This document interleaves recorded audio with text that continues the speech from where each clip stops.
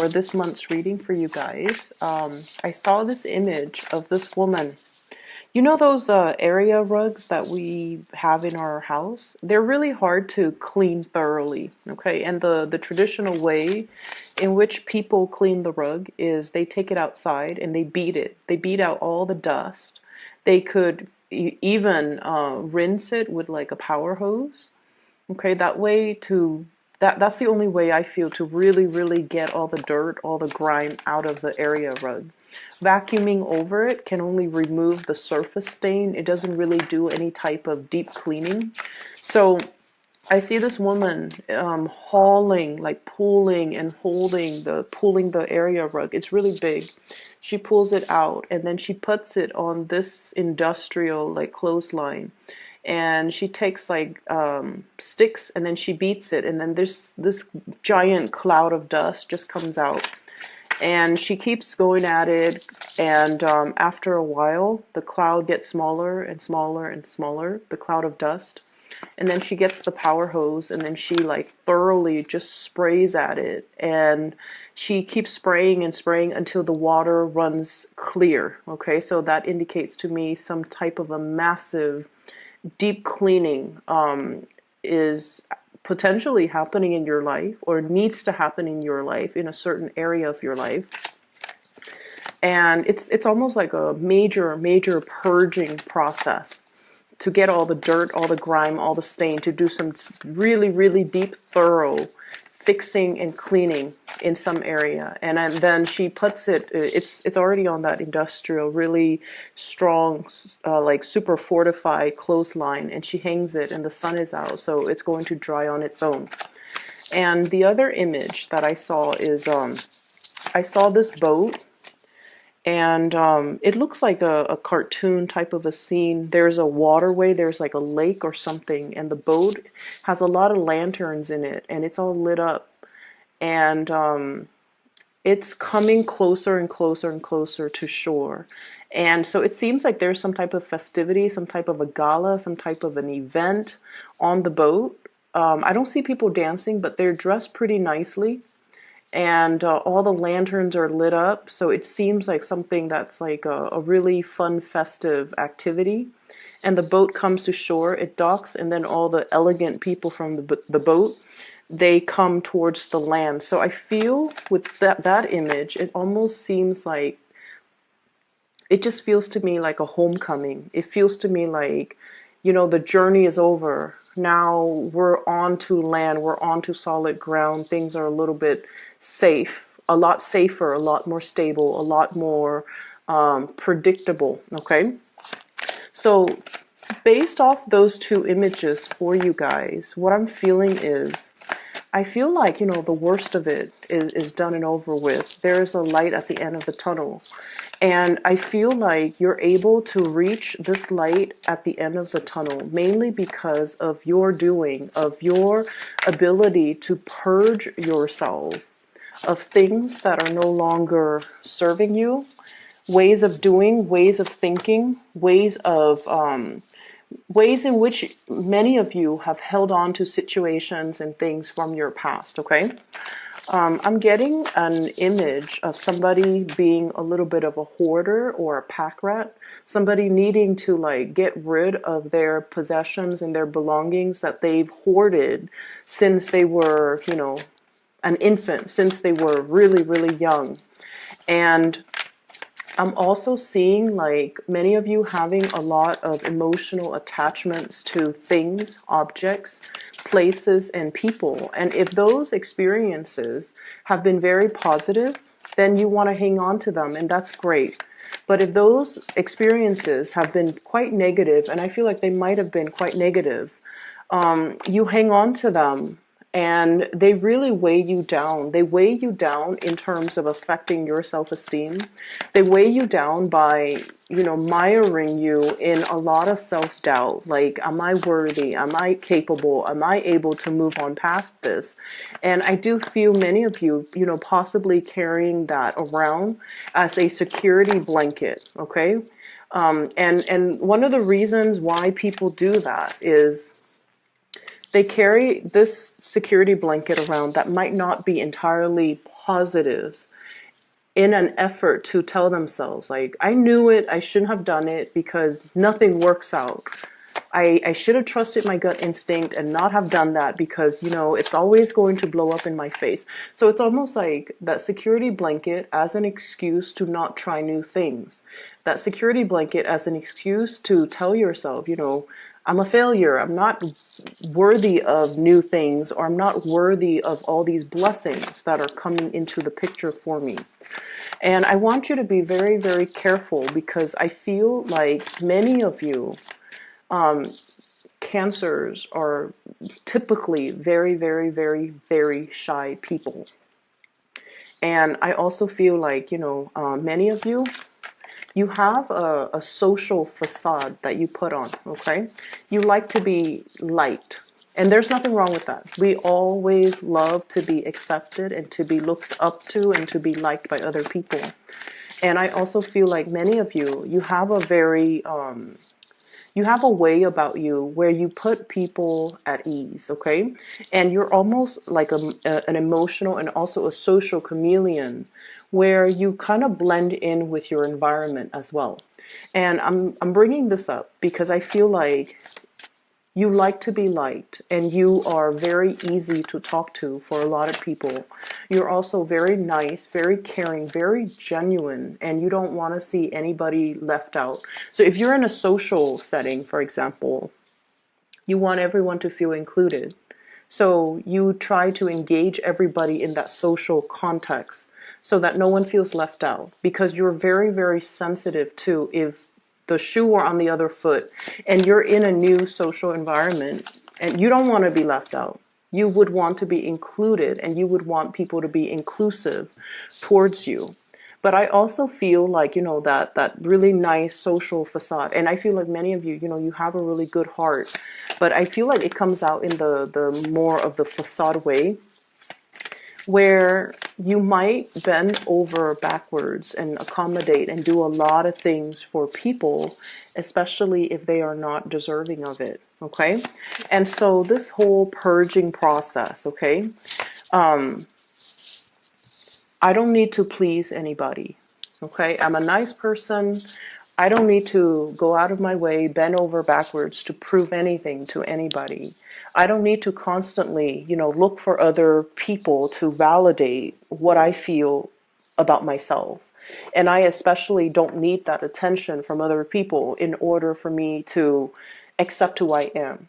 So I feel like this process of shedding the old skin, the old way of doing, seeing the light at the end of the tunnel, and seeing you for your authentic self without the self-doubt, without all of that negative self-talk from the past, the need to please, the need for validation, and the need to, live up to a certain ideals and really, really high expectations that you set for yourself.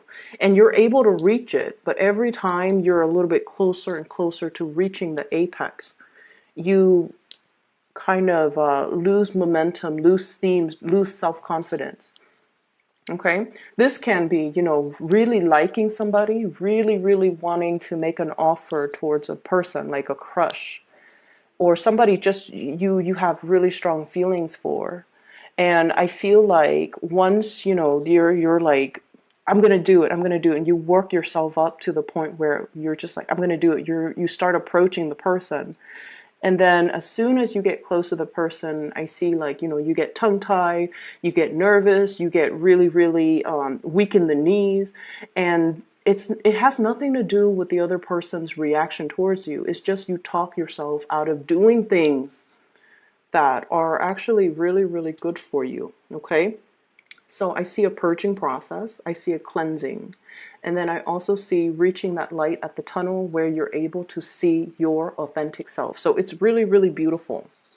One of the things that I want you to be very careful about, and the 2 5s came out first, so I want to talk about them, okay?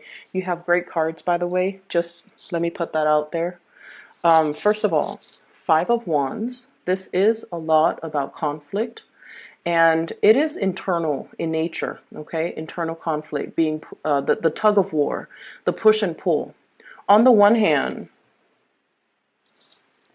We want to hold back. We want to take care of ourselves. We want to preserve our attention, our energy, our time for ourselves, because many of you have big goals, big dreams that you want to materialize, okay? But you're also looking at it like that mountain in front of this man. It's so high. It's covered in trees. There are no clear paved roads. So it's almost like hitting a certain milestone in your life where you want to do big things, but these things, these ideals have never been trailblazed before. No one has done it before. You might not have the proper guidance. You might not have the map. You might not feel like you have the proper mentorship or the right preconditions to allow you to tackle such an to tackle such a great task. Okay, so there's no roadmap.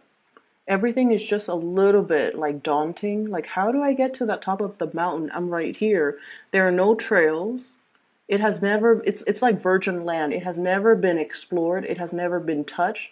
And you're a little bit scratching your heads like, how do I do that? So I feel many of you have really, really big goals and big dreams and big gel and start to culminate. And the path, one step at a time, will start to kind of clear up for you.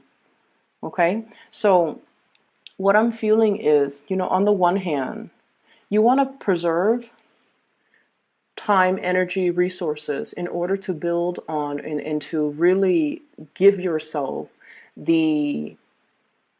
give yourself permission even to explore this new virgin land, this new big dream that you have.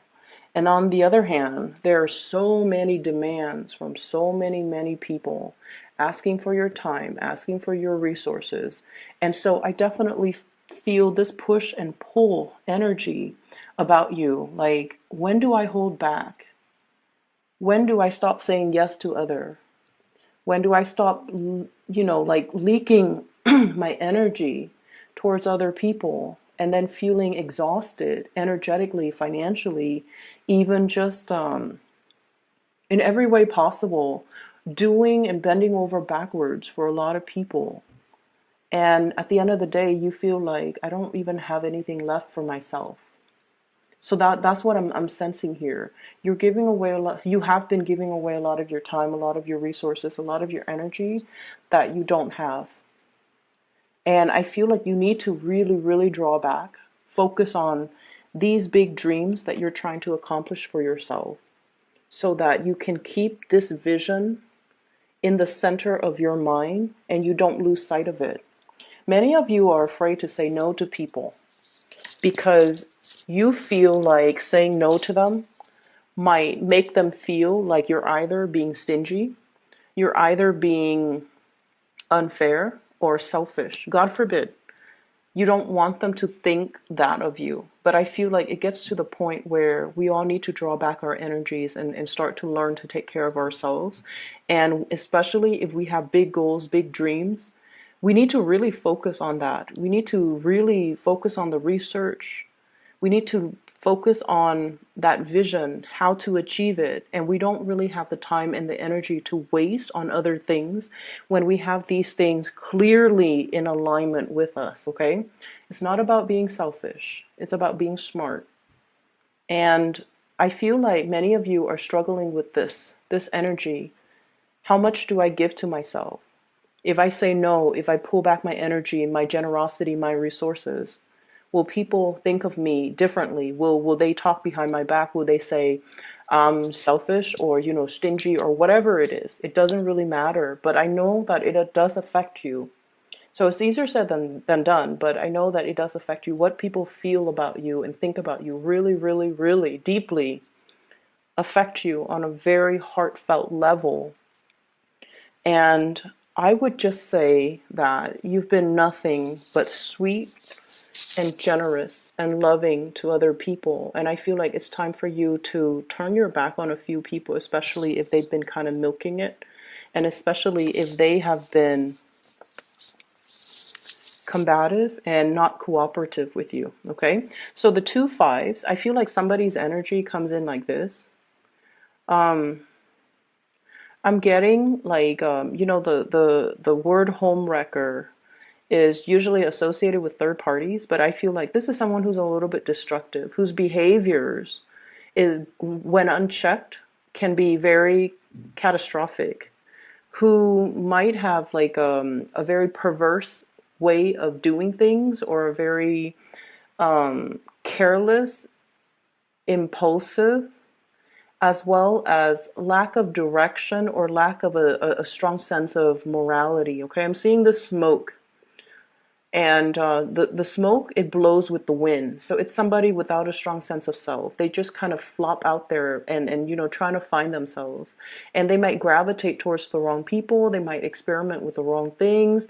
They might have very dubious sense of morality, and I feel like some of you might have been giving a lot of your time and generosity trying to guide this person or trying to help this person, but it gets to the point where your advice, your counsel falls on deaf ears. They're going to do what they're going to do. And I feel like their presence or their influence might not be the best for you to be around energetically. So we have to learn to pull back a little bit, and we have to learn to take care of our own emotional and mental, peace. Okay? And it's okay to do that. So that's the first energy here. The other thing that's coming into the picture is many of you might have spent a lot of time. I'm hearing like barking up the wrong tree, socializing, wanting to be, included. And you spend a lot of time, a lot of energy arranging for like, group outings, happy hour, wanting to be a part of a community, wanting to be a part of a social group. And you feel like, the only way is to take charge. Like, let me be the one to get everybody together. And you're very good at that. So like I said, you have this social facade about you. Deep down, I feel like, you like good company. But I also feel like that social facade comes out when you want to be included. And you might be the one behind the scenes arranging all of these, social gatherings and things like that. And I feel like a lot of your attention, your time, resources as well could be funneled towards that.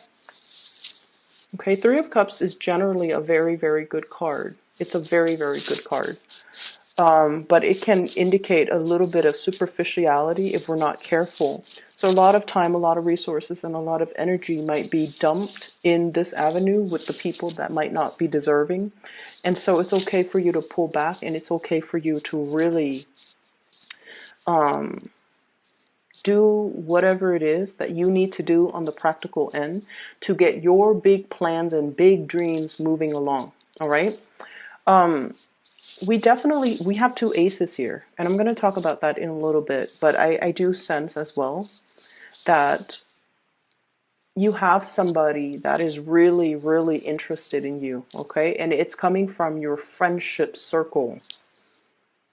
Big friendship circle vibe. Somebody has great, great, great, great feelings for you. It comes up here in the Ace of Cups.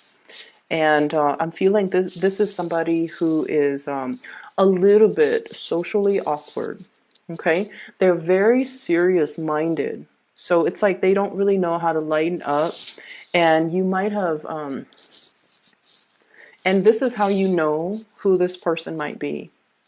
So like they can be like social, but I feel like deep down they're very introverted. And then I also feel like they keep to themselves. They keep their own counsel. They don't really share a lot. And I feel like this is somebody who has been through the ringer. They have been through a lot. And so they're a little bit introverted. They find it hard to socialize because when you have been through a lot, and then you go out and socialize and people are really talking about, very frivolous things or very minor issues, what I call like first world problems. That person feels like they can't really relate. And I feel like they go to these functions in the hopes that you would be there. They don't really enjoy putting themselves in the spotlight or in an environment where they have to mingle and socialize. But I feel like they do it because they are hoping to catch a glimpse of you or to run into you or to be around you. And so I do feel like they really, really like you. And I feel like the communication between the two of you might be a little bit strained because when you interact with them, they tend to, so let's say you're at a bar and everyone's having fun, and when you interact with them, they err on the side of heavier, more serious topics. So I say like socially awkward because in an environment where people are socializing and just having, really lighthearted conversation, this person is so serious that they bring the energy down. Not that they're a bad person, they're just so serious. That pentacles on his head. It's like all conversations are very, very serious, or very, very heavy, and you just want to socialize, you just want to have fun, you just want to, have light-hearted conversations and interaction, and this person is kind of like that Debbie Downer. And I feel like they really feel a certain way about you, and you might not even be aware of how they've been going through such great lengths to be in your presence. You're not aware. I feel like you've got your back turned. They're going through such great lengths to be in your presence, and I feel like their love is very, very real, because just imagine somebody who's like this serious offering their love. It is real, it is sincere, and it is definitely worth exploring. I would say many of you are coming out of this tunnel of light, like out of the dark tunnel into the light. So you might have recently broken up and you're now single. You want to socialize, and there will be opportunities for massive amount of dating. Okay. And I feel like you might have a lot of options, but there's definitely somebody here catching your, somebody who is really captivated by you. They're definitely more serious. I would say probably a little bit older than you by like about 3 years, 5 years is what I'm sensing. I have two threes, two fives. Three of Cups, Three of Wands, Five of Swords, Five of Wands. So I feel like there's somebody who might be a little bit older than you by possibly 3 years or 5 years. And I feel like they feel like you're the one. They feel like you're the one. They feel like, you have that sensitivity about you where, like I said, they've been through a lot, but when they talk to you, they feel comfortable. They feel like you never judge them. And water signs in general never ever show judgment or judge others, or ever show like disbelief, skepticism or disbelief when someone tells you a very serious traumatic story. I feel like you just take it in, and because of that, people feel really comfortable naturally sharing a lot of information with you. If you find this person opening up and sharing information with you, I feel like that's because they're looking to, make this really, really big offer towards you. So I feel like this is if you're socializing, there will be a lot of options. There's also one person in particular that I feel is going to make this unexpected offer to you. And it's going to be, you're going to feel like, wow, I've really captured this person's imagination. Or, whatever you've been waiting on, the boat is coming in. Okay, so the boats are in. Three of Wands. Waiting for the opportunity. When it comes to the big love or the great love, I feel like that offer is going to be in. You have quite a few people that are interested, and they're in the picture. And I also see you here reciprocating. Okay, so I feel like you're going to have some people that you've been eyeing that will be making an offer, and then I do feel the offer is going to be reciprocated. So the period of waiting with this hangman is no longer it's no longer a problem. Okay, so we're heading towards that light at the end of the tunnel where the boats come in, like that boat with the lanterns on it. And I just see like opportunities for festivities, opportunities for outing, opportunities for really, really extravagant and romantic getaways that are just really right up your alley, okay? Because I see like some very visually appealing places, locations, like just if someone tells you, hey, I've got us tickets to do this, and you're just like, wow, that sounds magical. Like something very magical, some type of an outing or socializing event or something is very, very magical. And I feel like it's going to unfold for you. And I see you almost like that anxious little kid who couldn't go to sleep because the next day he's going to Disneyland. That's what it feels like to me, but it has a more romantic slant to it, okay?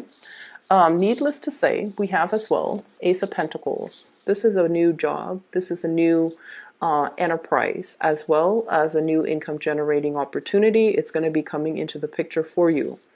I see many people escalating, going towards like promotions, okay? Like I'm seeing this step ladder, like going up a notch when it comes to your income generating potential. I'm also seeing for many of you, if you have been out of commission, so if you are like, for example, a stay-at-home mom, a stay-at-home dad, you're returning to the work environment, okay? So the transition, it's going to work out really, really well. But you know, anytime we let our skills lie dormant, so if you've been a stay-at-home mom or a stay-at-home dad and you've been away from the labor force for quite some time, you're going to get a little bit rusty, okay? So don't beat yourself up over it. If you feel like things are happening so fast that you can't keep up, or you feel like technology has changed, or if you feel like you're dealing with so many systems, so many expectations, so many systems, procedures, and just processes, don't feel bad. You're going to be okay. You just need to flex those muscles and kind of like break away from that rust, and then things will start to flow automatically, because you do have a very intuitive sense of knowing to do the right thing at the right time, like a divine sense of timing. So it's going to take some time for you to get over that initial hurdle, especially when it comes to new work, okay? But either way, there's going to be a work situation coming into the picture. Many of you might have been wanting to leave a bad work situation for some time. A situation where you don't feel that sense of connection with the people that you work with. You feel like you have to guard yourself or keep yourself on guard with those people, okay? And so you're shifting into a different work environment where people are nicer, they're less combative and more cooperative. They're nice, they help one another, and the environment is not cutthroat, or the environment is not gossipy, or the environment overall is just a lot more amicable, okay?